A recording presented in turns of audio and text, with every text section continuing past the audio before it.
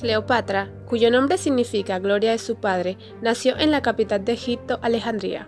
Fue la última gobernante de la dinastía tolemaica del Antiguo Egipto, aunque nominalmente le sucedió como faraón su hijo Cesarión. También fue diplomática, comandante naval, lingüística y escritora de tratados médicos. Por eso, en el video de hoy vamos a hablar sobre la verdadera historia de Cleopatra. Pero antes de empezar, no olvides dejar tu me gusta y suscribirte. La mayor parte de lo que sabemos de Cleopatra lo sabemos por dos fuentes. La primera fueron los historiadores y filósofos de la antigüedad, como Plutarco, y la segunda es Hollywood. Y entre esas dos fuentes fueron creando el mito de la imagen de Cleopatra. Nuestra historia empieza cuando Alejandro Magno muere. Sus generales se reparten el imperio y uno de ellos, Ptolomeo, se queda con Egipto y se va a Alejandría. Entonces, los Ptolomeos, durante generaciones y para mantener la sangre griega, se fueron casando entre ellos y todos eran rubios.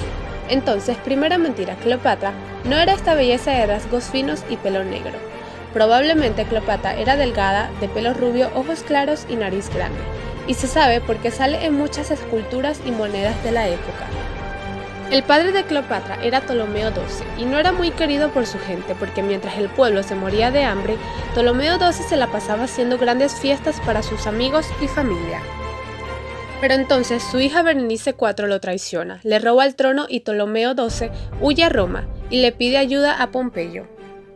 El punto es que Pompeyo ayuda a Ptolomeo XII a recuperar el trono.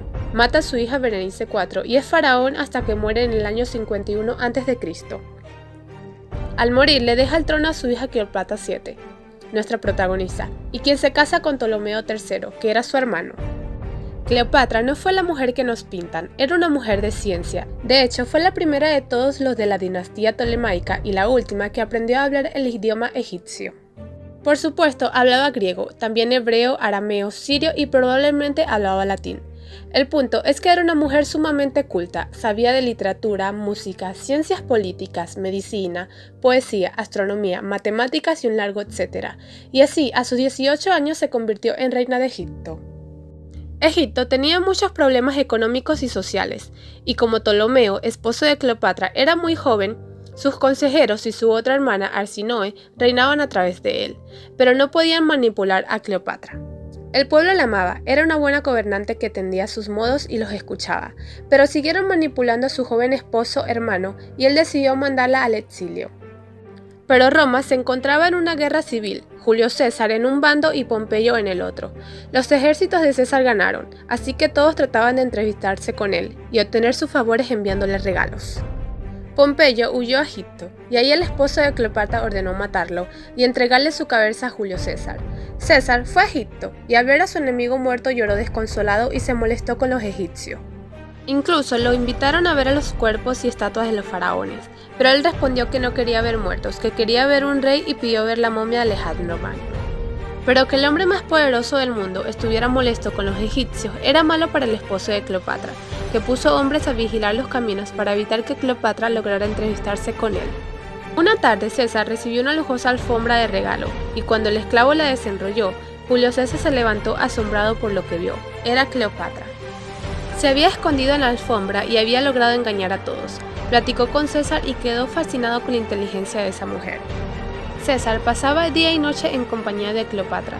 Intelectualmente le cautivaba, tenían pláticas y debates todo el tiempo, y cada día se enamoraba más de ella y ella de él. Pero los hombres que manipularon a su esposo lo volvieron a hacer y le declararon la guerra a Julio César. Debido a la inexperiencia de Ptolomeo XIII, los egipcios perdieron, y así Cleopatra recuperó de nuevo el trono. Y para consolidar su trono se casó con otro de sus hermanos, Ptolomeo XIV. Pero solo tenía 10 años, así que el romance entre Cleopatra de 24 años y Julio César de 52 continuó. Producto de esa relación nació un niño al que llamaron Ptolomeo XV, mejor conocido como Cesarión. Cesarión fue el único hijo de Julio César y eso hacía a Cleopatra muy peligrosa. Era inteligente, culta, poderosa y además era madre de un niño que podía unificar el mundo. En Roma la odiaban.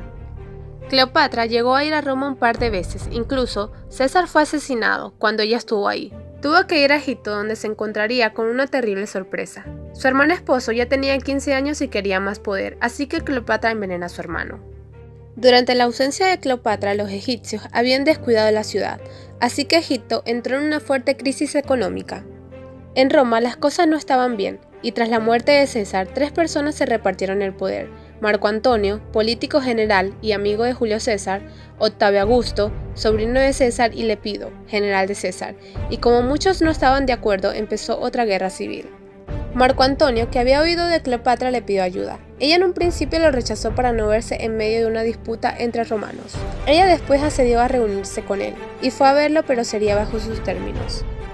Ella iría en un barco y el encuentro sería ahí, y mientras estuvieran en él sería como estar en territorio egipcio. Marco Antonio aceptó los términos. Ella llegó en su lujoso barco con remos de plata, velas púrpuras y vestida como Afrodita. Al verla, Marco Antonio quedó fascinado y tuvieron 4 días juntos. Producto de esa relación tuvieron 2 hijos. Marco Antonio tuvo que cumplir a su compromiso de casarse con la hermana de Augusto, y se dejaron de ver durante 4 años, pero a la distancia la protegía y ayudaba, y en cuanto regresó a Egipto se casó con ella. Pero la situación había cambiado en Roma y Marco Antonio y Octavio Augusto ya no eran amigos.